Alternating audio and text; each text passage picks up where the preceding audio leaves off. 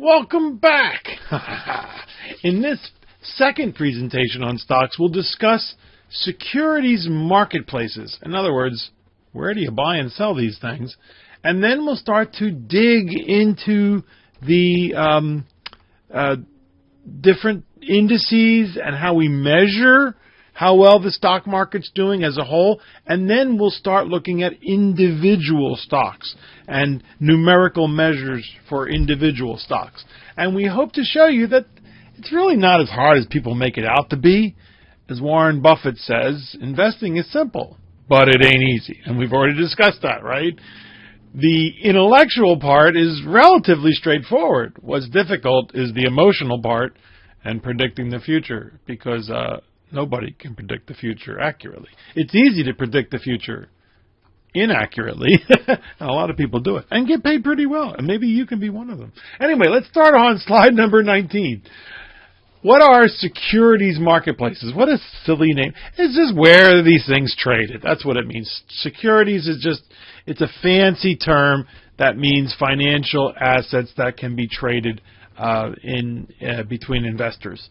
And the marketplace, the securities exchange, is where this happens.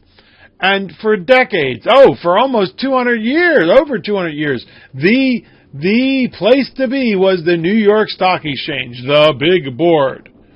But you know what? It's now owned by a derivatives trading firm in Atlanta. And what are derivatives? Don't even bother with them. They're just scary ways to lose a lot of money quickly. Yeah, and then the American Exchange, it used to be called the Curb. Why? Because it started out on the curb outside the New York Stock Exchange. Well, they got their own building, thankfully, because it's cold in the wintertime out on the streets. But then they got purchased by the NASDAQ, which then gave them up. And then they got purchased by the New York Stock Exchange, and they changed the name to the New York Stock Exchange MKT. I'm sorry, MKT, Market, I guess it's supposed to be, MKT. Anyway, but what happened? They were never very big, right? The American Exchange, they were the little kid down the street. But the NASDAQ, the National Association of Securities Dealers Automated Quotation System, which they don't want you to remember, that's what it originally meant for. They just wanted to be called the NASDAQ. They got big, yeah, and that's where the technology stocks like Microsoft and Apple and Intel, that's where they live. And so now it's a two-horse race, the New York Stock Exchange and the NASDAQ. The over-the-counter markets, folks, stay away from these places. If anybody tries to get you to buy a stock, a penny stock, on the bulletin boards or the pink sheets, just stay away. That's the wrong side of town. The red light district, the wrong side of the tracks. It's just the wrong place to be. And so let's read. For hundreds of years, these marketplaces, and for the New York Stock Exchange and the New York Stock Exchange MKT, American Exchange, they were centralized locations. But that's the old technology. With today's technology, the vast majority of transactions occur electronically. No one's yelling and screaming at one another anymore. There's a little bit of that. There's a few transactions that still occur there, but really, I think they just keep it around for show. I really do. So they have something to show on the television at night. So when you go online and buy and sell stocks, or your broker does it for you, or your mutual fund does it for you, it's all happening electronically now. Yeah. Slide number 20. To gauge the current condition of stocks in general, financial professionals have created various stock market indices. It's just a list of stocks, folks. That's all it is. We call them stock market indexes, indices, averages. And by far the most popular, even though it's not a very good one, is the Dow Jones Industrial Average. The Dow. Yeah, it's the granddaddy of them all. Started in 1896. But the problem with it is it's only 30 companies. Now, these are some of the largest and best-known companies, but still, it's only 30 companies. So it has a tendency to not reflect very well the overall market conditions, although people look at it for the market. And what we would do in the face-to-face class now is jump to this handout that I give to say, hey, I'm going to give you $10,000, 80-some years ago, okay? A long time ago. And which company would you pick, okay? So, you can do that on your own. It's in Canvas, and it's also on the website. So do that one on your own. But don't peek, all right? Choose one company and listen to the commentary, and then, how'd you do? The better measure, but the one you don't hear as much of, if you follow the stock market, you're going to hear about it, but the one that they often don't talk about on the news is the Standard & Poor's 500. That traditionally is a list of the 500 largest companies in the United States. Now, a few of them are foreign because some foreign companies have purchased very large United States companies, but they're mostly United States companies. They're big companies. And this one's a better gauge. Although it's not perfect either, because nothing is. And we discussed the imperfections in the Business 123 Introduction to Investments class. The NASDAQ. Remember we talked about the NASDAQ? Well, the NASDAQ Composite Index is a list of stocks that's on the NASDAQ. And most of them are high-tech companies. Not all.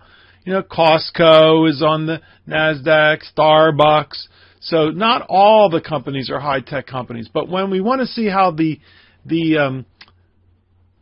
technology part of the economy is doing, and the companies that make up that technology part, we often point to the NASDAQ. So these are the big three, and you'll often hear, they always talk about the Dow. I don't know why, because it's not that good. But they'll also include the NASDAQ, and sometimes they'll have all three, the Standard & Poor's, the Dow, and the NASDAQ. Now, there are others, though, that are going to become more important to us in the next chapter, because the world is not just the S&P 500. And on slide 21, we see a few of the others that are important, but you don't hear too much about them until you get involved in the industry or you start investing.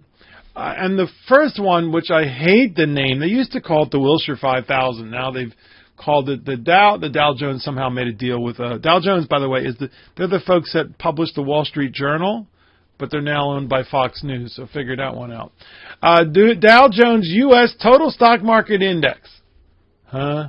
Well, it started out as the Wilshire 5000. That's what it was called, but that's not what it's called anymore. And it varies up and down. At one time it was 7,000 stocks. Now it's down to about 4,000.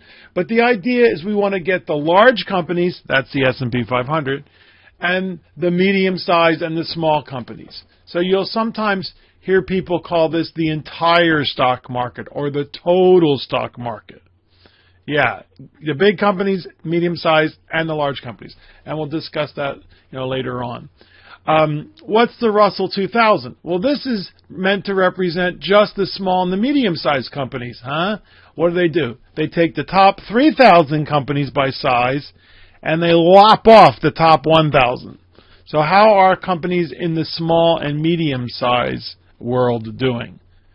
And then, all we've been discussing is the United States. What about outside the United States? Well, many years ago, a company called Capital Group, Capital International, the division of Capital. Hey, you've never heard of them, but they're very big, and they're actually a very good company. They started investing outside the United States, and they said, you know what? We want to have some kind of measurement for what's going on outside the United States. So they created the World Index. But then they were measuring themselves. Yeah, not a good idea. Definitely a conflict of interest. So they sold it to Morgan Stanley. So that's why MSCI stands for Morgan Stanley Capital International World Index. And that was the entire world, the United States and everybody else. But, many years ago, that was only a few parts of the world. Western Europe, Canada, South Africa, Australia, Japan, who else? Hong Kong, Singapore. And so instead of just changing it so that it would include, South America and Eastern Europe and China and India and the Philippines and Taiwan and Korea, they created a new index called the MSCI All Country World Index. Now, they didn't ask me. I mean, I would have told them, well, just change the world index so it's a world index. So people don't have to remember all country world index. I mean, the goofball. But, hey, that's their business, and they don't care about what I think. And the other one, the MSCI EAFE, and that's how it's pronounced, by the way, EAFE, stands for Europe, Australia, and the Far East.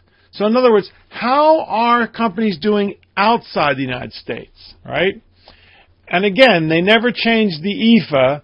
They just let, they had a Europe, Canada, Australia, South Africa, who else?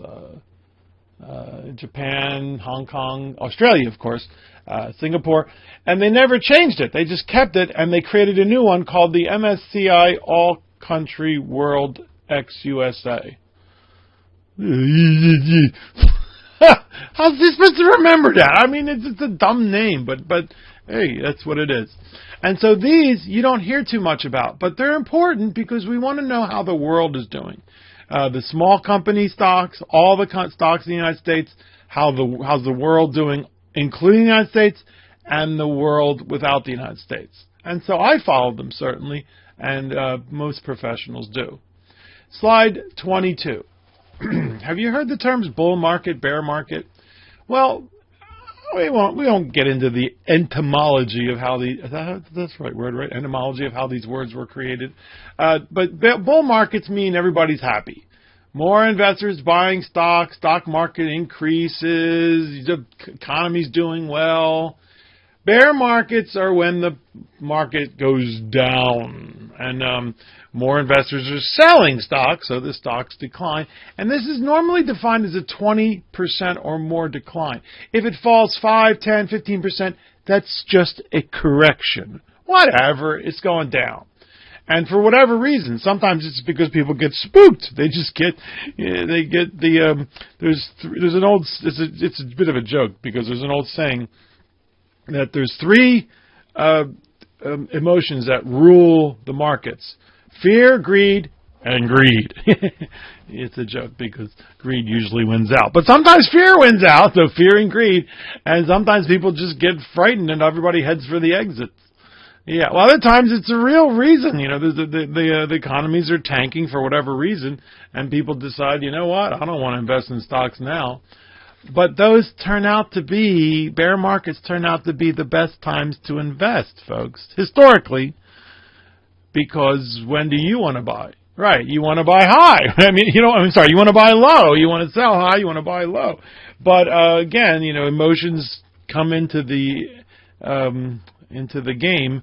And, of course, if the market goes down and stays down and becomes basically worthless, then it doesn't really matter where your money is because that means the whole economy has failed and we'll all be digging for beetle grubs and eating bark for dinner, boiling bark for, okay, let's not go there. Slide 23, stock analysis.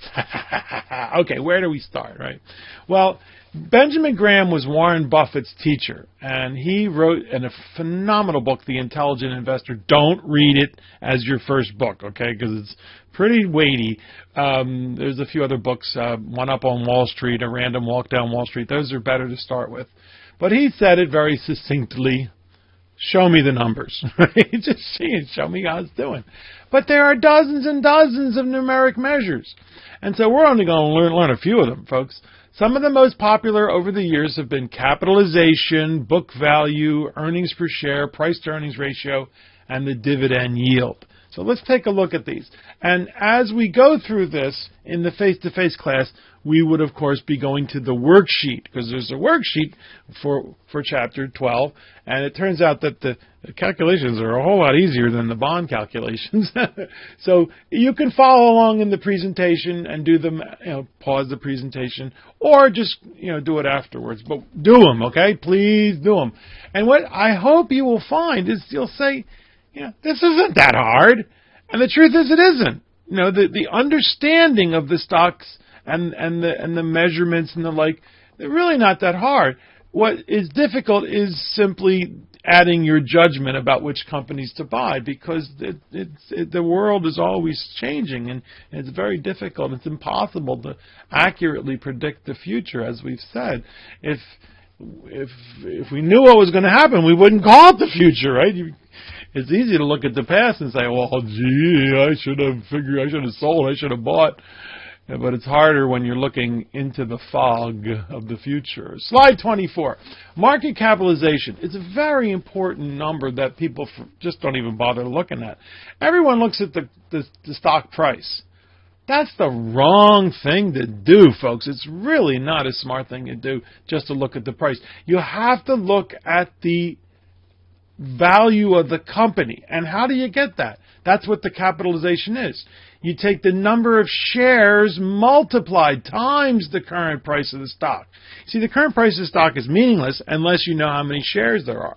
That's what the company is actually worth. If you wanted to buy the company, if you wanted to buy the whole company, that's what you'd need. Actually, you need a little more because as soon as you started buying all the shares, the price would start going up, and that's the problem. But anyway, there are three major groups: the Papa Bears, the Mama Bears, and the Baby Bears.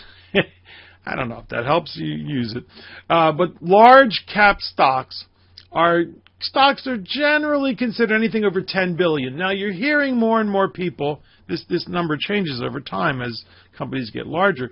You're hearing more and more people say, nah, it's got to be at least 15 billion before it's a large cap stock. Well, you decide. You pick either one. If it's a 10 billion, 12 billion dollar stock and you say, well, it's large cap, I'll accept it. If you say it's mid-cap, the medium-sized company, I'll accept that also. When you get above 100 billion, you get into the rarefied world of what are called mega-cap stocks. It's a subset of large cap, so you don't have to remember it. If you do, great. If you don't worry about it. But these are big companies. You know, the brand names that you've all heard of, and certainly the tech titans, as they're often called, like Apple and Microsoft and Facebook and Google and Netflix and Amazon. These are all mega cap stocks. But you don't have to remember that. Just remember large. Anything above 10 billion. Now, in our class, we'll do between 1 and 2 billion to 10 billion for the Mama Bears, the mid-cap stocks.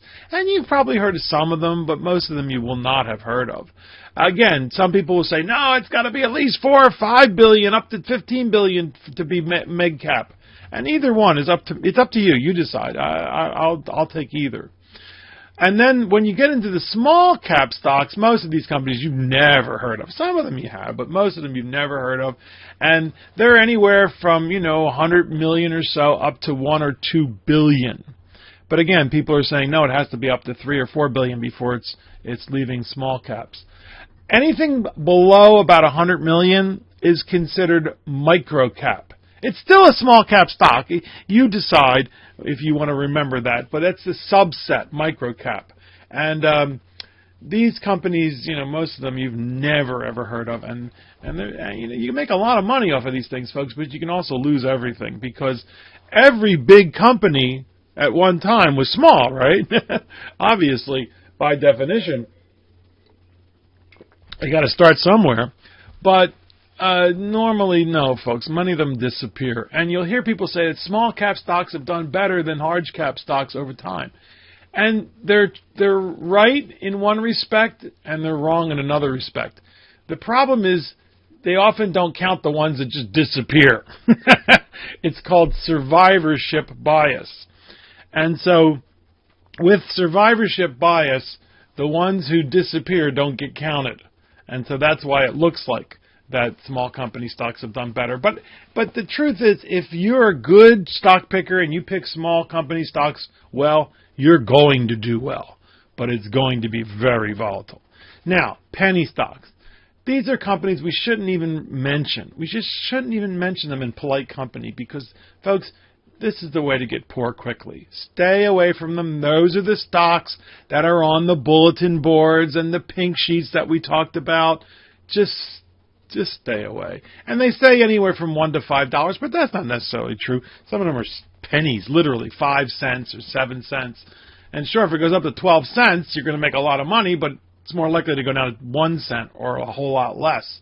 And we see some examples on the website and in Canvas. You'll see some examples of just there's thousands of them, folks, and they're all almost all scams. Yeah, almost all. Stay away.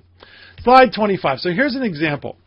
We have $50 price. Well, how much is the company worth? Well, we don't know until we know how many shares are out there.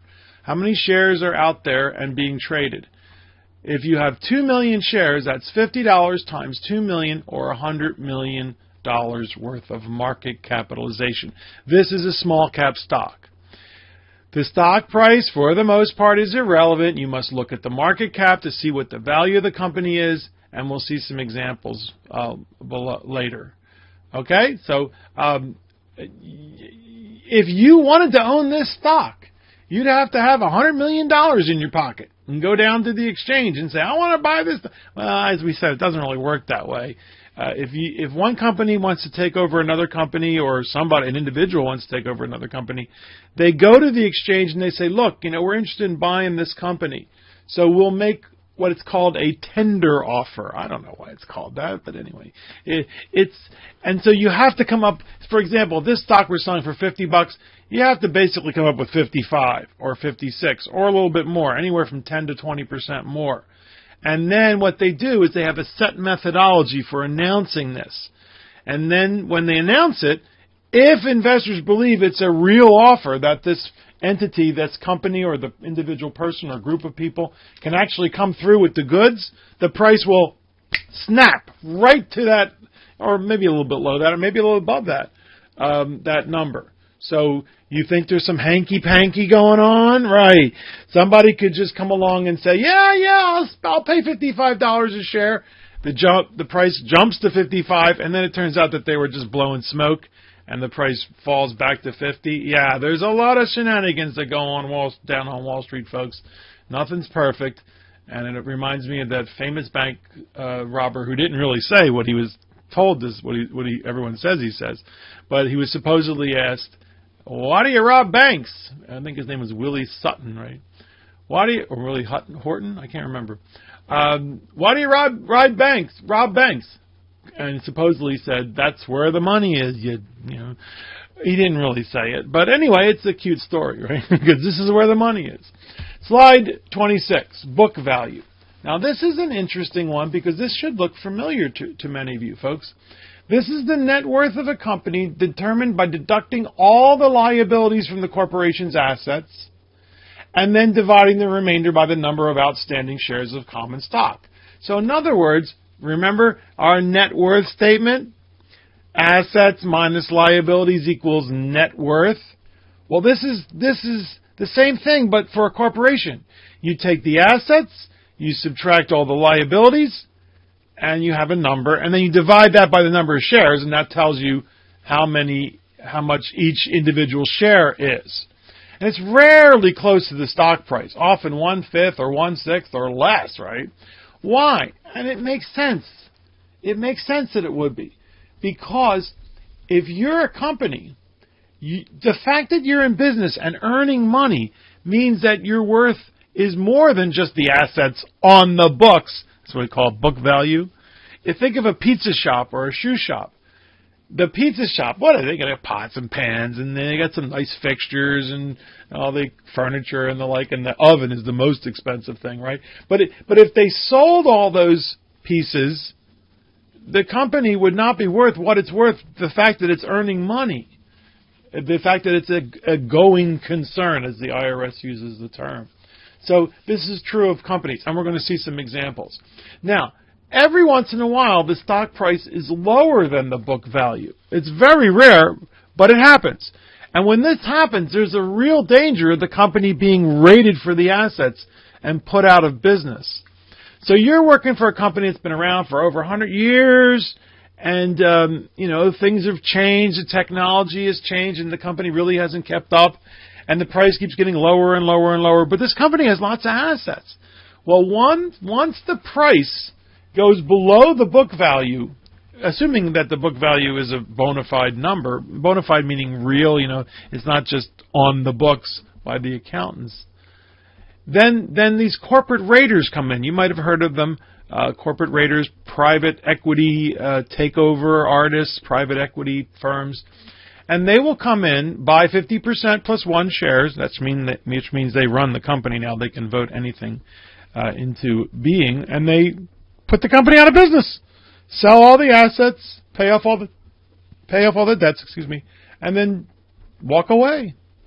Now, how would you feel? You've worked there for 22 years, and now you're out of a job because they liquidated the company.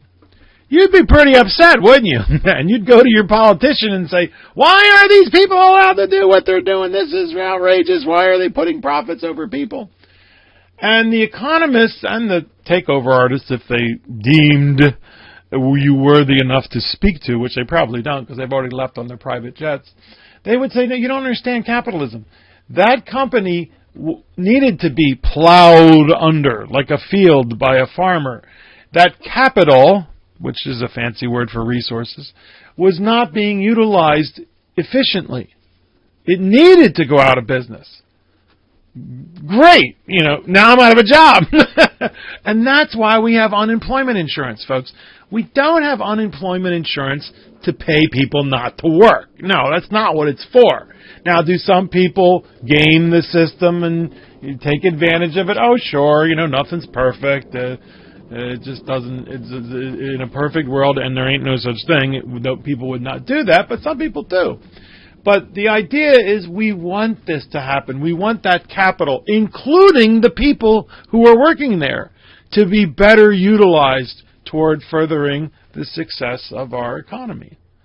I know it sounds like an advertisement. I apologize, but that's the idea. Now, is it perfect? Of course not. Nothing is. But that's the reason we promote that. We want that to happen. Slide 27. Earnings per share and price to earnings ratio. Now, these two are very important because we can use the earnings per share and think of our little stock, our 1 share of stock, as a little economic engine. How much is our 1 share of stock earning for us? Well, the calculation is fairly straightforward, and we're going to do 1 or 2, but you don't really have to. You just look it up on the Infernal Net. But corporations' after-tax earnings divided by the number of shares, and the idea in the world of investing is to look for growing earnings per share. It's a very dynamic system. We want growth, right? Yeah, well, sometimes companies are growing their earnings very quickly and the stock price becomes very volatile. And other companies that are not growing their earnings very quickly, the stock price is far less volatile, but it's not as exciting, right? That's growth is what people want. Then you take those earnings per share and you relate it back to the price. And this sounds funny, PE, price to earnings ratio, physical education. No, price to earnings ratio. And it's often written as P/E or just PE. This is the most watched market statistic, stock market as a whole and then individual stocks. You take the price of a share of stock and you divide it by the earnings. Usually over the last 12 months, but sometimes they do future earnings. Well, you don't know what the future is going to be, so they estimate it. And a low price to earnings ratio usually means the stock is a less risky investment, whereas a higher price to earnings ratio means that the stock is going to be a higher risk. Now, is it worth it? Yeah, that's the problem, and we'll see. We'll see in 3 to 5 years if it turns out that it was a good idea to go with the low-risky stock or the high-risky stock. And why would we want to own a business? Well, because businesses are in business to earn money. So let's take a look at this example. Here's a company that's earned $2,500,000. Now, is that a lot of money? Yeah, to you and me it is. But we don't know what it means for this corporation until we know how many shares are outstanding. So you take the $2.5 million and divide it by the 5 million shares, and you get 50 cents earnings per share, EPS. Which means that every single one of your shares, whether you own 10 or 1,000 or 10,000, everyone is earning 50 cents. Like a little engine. Does it make sense? Yeah. No pun intended, folks. And so EPS is 50 cents a share. Now, let's take this 50 cents per share that we just calculated on slide 29 and relate it back to the price. The price of the stock, let's say is $10, example. So you take $10 divided by the 50 cents and you get a PE of 20. Now don't put a percent sign, don't put a dollar sign, it is unitless. There's no unit to it, but some people will throw a percent sign in. It doesn't belong. Is that high? Is that low? Well, let's take a look at slide 30. Historically, a high PE ratio, a PE ratio of 20 or above was considered high and reserved only for the fastest growing stocks. You see, the faster the stock is growing, the higher PE you'll see with the stock associated. Why? Because people are bidding up the price relative to the earnings because they're expecting the earnings to grow. And historically, 5 to 15 was considered average. But at different times of our history, and now, for example, PEs of 30, 40, 50 were not uncommon. And I'll never forget looking down in the height of the internet bubble in the late 90s at the computer and seeing PE for eBay at 10,000. And I said to myself, this ain't going to continue. No way. Right? And when the market falls, right, PE ratios fall dramatically. When the market rises, PE ratios rise. The price to earnings ratio essentially tells you what the market believes the prospects for a company are. It doesn't mean they're right. Often they are, not all the time. So a high PE company, investors believe that the future for this company is quite bright. A low PE company, very, very pessimistic about the future for that company. And it also gives you an idea of how long in years it will take the company to earn back its price. Not that that's important, but it's something to think about. If you have a PE of 20, that means in 20 years, assuming nothing changes, and of course it's changing all the time, it'll take them 20 years to earn back their price. PE of 6, takes 6 years. A PE of 10,000, right, that's how you know that was way too high. And of course, eBay went on to lose 80-90% of its value. It didn't disappear. It's still around, unlike many of the other internet companies that are long gone and in the dustbin of history. Now, slide 31, the dividend yield. Oh, boy, do we love dividends, folks. We talked about dividends, right? Dividends are cash in your pocket, folks. They put money in your pocket. Well, they don't send you a check anymore. It's all electronic. But still, it's very cool.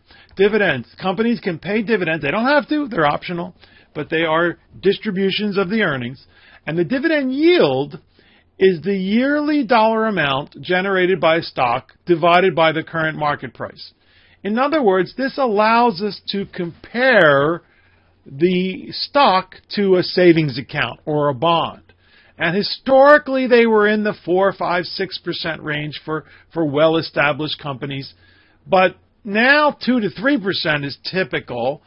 Many pay nothing because why? They need the money to grow the company. So companies that are growing very rapidly would not pay any dividends. But other companies that have been around for decades, yeah, sure, they're paying great dividends. And some are paying more than 3, 4, 5. We'll take a look. We'll see some examples. Dividends don't lie, dear students. Dividends are cool. Slide 32. Here's an example. If we have $1.50 in dividends coming from this stock, great. How much did we have to pay for those dividends? Well, $87.50. So you take $1.50 divided by $87.50, and it turns out that stock is paying 1.71%, which is more than what some banks are paying, right? But what's the difference? The bank account is guaranteed by the full faith and credit by the United States government, right? So you're not going to lose money. But what could happen to the price of the stock? It could go to zero. It happens every once in a while with companies, Kodak, GM, when they went bankrupt. But it doesn't often happen. But the price will be volatile, folks. And so next year, the price might be $40 or it might be $120. That's stock investing. But right now, it's paying us $1.7%, which is not bad. Oops. Well, let me be clear about one thing. When I say it doesn't happen often, I'm talking about companies that have been around a long time, that have been paying dividends for a long time. The brand names that you know about, and some you don't know about because they don't necessarily deal with the general public, maybe business to business. But there are other companies, more speculative companies, brand new companies, small companies that go out of business all the time, folks. So we have to go back and, again, determine what's our risk tolerance when you invest in a company like Johnson & Johnson or Home Depot. It's very different than investing in the latest high-tech startup that may or may not become the next farce, book, or titter. So there are various degrees of stock investing risk and return. And I hope we've made that clear, and we're going to discuss it even more as we go along. So now let's take a look at some real-life examples of companies you may or may not have heard of. You ever hear of Walmart and Costco, those two little mom-and-pop shops that are all over the world? And so look at the numbers. We will discuss them in detail, but is it scary? Does it turn you off? Or does it make you interested? That's a good thing to think about. Analyze your emotions as we discuss these. So you take a look at the price of Walmart versus Costco on April 11th, 2019, and you say, wait a minute, is Costco worth more than Walmart? Intuitively, you kind of know, no, that's not right. Wait, hang on a minute. You'll see that you're right. Walmart's bigger. Look at the earnings per share, $2.26 and $7.79. So we take the price divided by the earnings, and it turns out that the PE for Walmart is 44.5, around there, whereas Costco is 31. Now, what did we say about PE? Anything above 20 means that investors are pretty excited about the prospects in the future. 40 is pretty high. So, what are investors saying about the prospects of Walmart versus Costco? Well, they're pretty excited about both companies, but they're really excited about Walmart. Now, are they correct? Well, come back in 3 years and we'll see if they are or not. Exactly. It's about the future, folks. We take a look at what it is now and we say, well, who do you think is going to do better going forward? The book value we see is far less than the price. Why? Because investors are saying, look, these companies are worth far more intact than if you were to sell off all the assets, pay off all the debts, and liquidate the company. So, and that's true, isn't it? Right, exactly. What do these companies actually own? Well, they don't actually own the buildings. They release them. I mean, some of them they probably own, but most of them they lease from real estate investment trusts. And their inventory, but what's more important? Right, their distribution systems, their brand names, the fact that people trust these companies and go to them all over the world. That's where the value is. Now, the dividends per share are $2.12 for Walmart and $2.28 for Costco. So if we divide the dividends per share by the price, we get about 2.2% for Walmart, which isn't bad. It's better than a savings account, but less than 1% for Costco. So investors are saying, I'm willing to take less dividends from Costco than I am from Walmart. But look at the market capitalization. Walmart is a mega cap company, almost $300 billion of market capitalization. Whereas Costco's getting up there, it's almost $100 billion, which gets you into that rarefied air of mega cap companies. But it's still a very large company. Both are very large. But see, Costco's about 1/3 the price of Walmart. So if you wanted to buy Walmart, you would have to walk on down to the New York Stock Exchange, Wall Street, with almost $300 billion in your pocket. Exactly. That's what the company's worth. We look at the price of the share, but that's not as important as the market capitalization. Now, would you buy either of these companies? Or maybe both? Yeah. Think about it. And as Warren Buffett says, if you'd like to own the entire company, but you can't, nobody's going to buy Walmart. But if you'd like to own that company, go ahead, buy 10 shares or 5 shares or whatever. Slide 34, McDonald's versus Yum. Yum. Who are they? Well, you know who they are. It's Kentucky Fried Rat, Taco Hell, and Pizza Crap. No, I'm sorry, Kentucky Fried Chicken, Taco Bell, and Pizza Hut. Folks, there's a whole lot of money to be made selling people sugar, salt, and fat. Yeah, privatize the profits and then socialize the medical problems. It's a problem, but hey, it's our society. And you take a look at McDonald's, you see it's selling for $188. You take a look at Yum Brands, and they're selling for a little over $100. Earnings per share for McDonald's, $7.54, $4.69. And so the PEs for these companies are relatively healthy. In fact, some people, the old-timers like me, say that's pretty high. Not anymore. But which one are investors more excited about? Yes, they're more excited about McDonald's. Not a whole lot more, but more. Look at the book. Wait a minute. What's going on? These companies are negative? Have negative book value, negative net worth? Right. Really, what do they own? McDonald's and Yum Brands, they don't even own the stores. Maybe they own them, but they don't usually.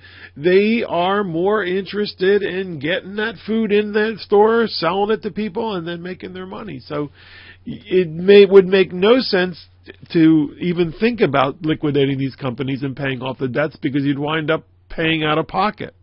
And so why are investors willing to spend $188, $199 for a share of McDonald's, over $100 for a share of Yum Brands? Because, again, the company intact is worth a tremendous amount of money because of the fact that people are willing to buy their garbage and put it in their body. To buy their food and eat it and give themselves diabetes and arteriosclerosis. Anyway, I'm sorry. I have to stop doing this. I apologize. I'll digress. I ride my bike past one of these places, and the smell is just outrageous. But then people love that smell. They just get excited about that grease. Oh well. $6 as we said back in chapter 1. We're exporting this to the world. $4.64 in dividends per share, $1.68 from Yum Brand. So McDonald's is, 2.5%. That's not bad. Yum is pretty good, 1.7%. And again, looking at the stock price, you might think, McDonald's is about twice as much as Yum. No, it's the other way around. It's not the other way around. It's much higher than that.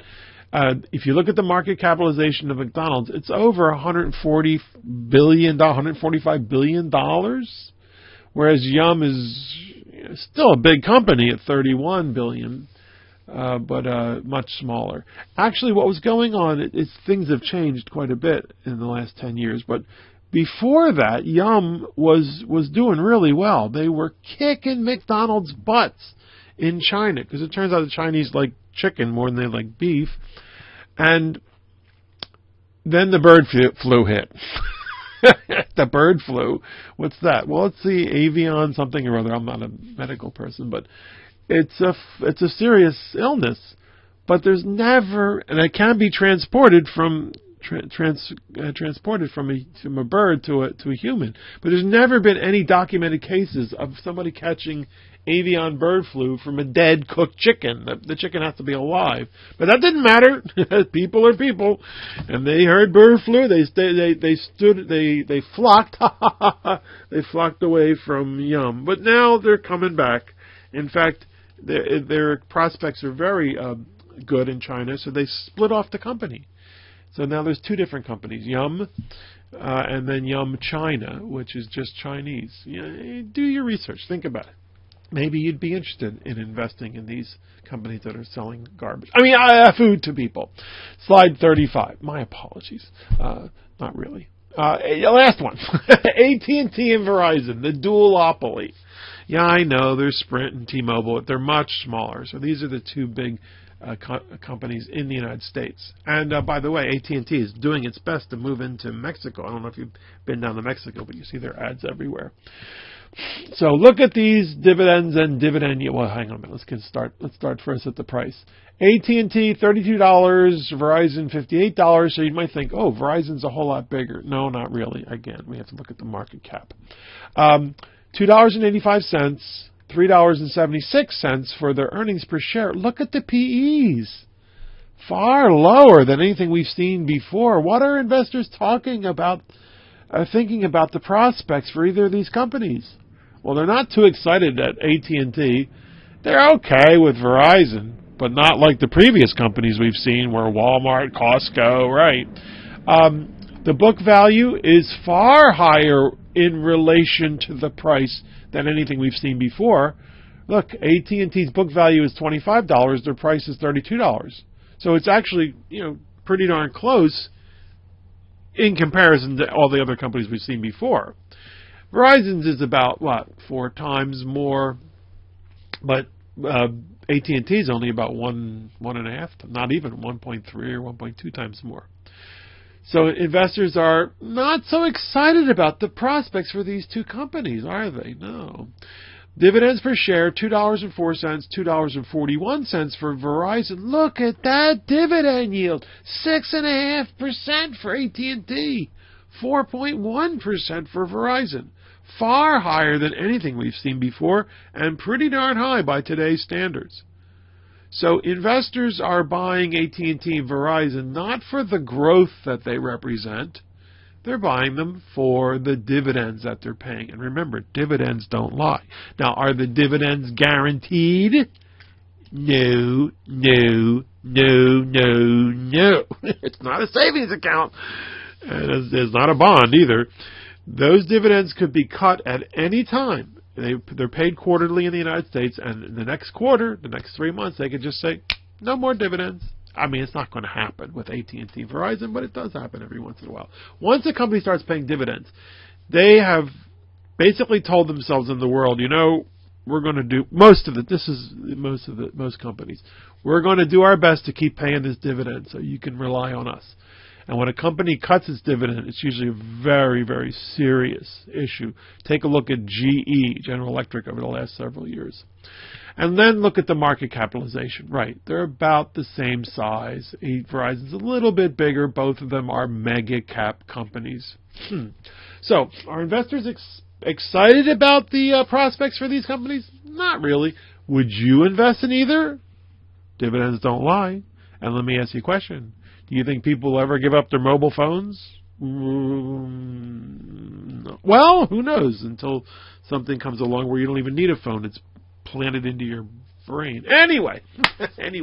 So what we hope you've seen is that the analysis, the numeric analysis about companies, is really not that hard. It's like an onion. You start pulling back layers. What is hard is the prediction for the future. And does anybody know what's going to happen in the future? No, we wouldn't call it the future then. So what I find is that once people have been explained this, they kind of go, oh, yeah, this is not bad. So that's why Mr. Warren Buffett will say, investing is simple, but it ain't easy. It's simple to take a look at the same data that everybody else is looking at and make your judgments. What is difficult, ain't easy, is thinking about what's going to happen in the future. And that's why it's an exciting but scary and sometimes very risky proposition. Now, we're going to ask you to do your research. We're going to ask you to research a few companies, do some calculations, and as we said, we hope you find that it's actually pretty interesting, in my humble opinion. And there is a future for you, dear students. The industry needs you. They need more women. They need more bilingual people. They want more minorities. They want ex-military. Why? Because a lot of us are getting old. And the industry understands that diversity is key. Because as we've said, or if we haven't said it, we'll say it again. If you're an insurance company or a brokerage firm in the South Bay and you don't have somebody who speaks Spanish, you're losing business. If you're out in El Cajon and you don't have somebody at your insurance company or your bank who doesn't, if you don't have somebody who speaks Arabic, you're losing business. Tagalog, yes, this is important. Diversity is important. I don't care what any of the American supremacists say. Okay, so you excited? I hope so, because I love stocks. Can you determine that? Yes. In our next presentation, we'll discuss some investment theories and stock strategies, and some of it's a little silly, and other is actually very important.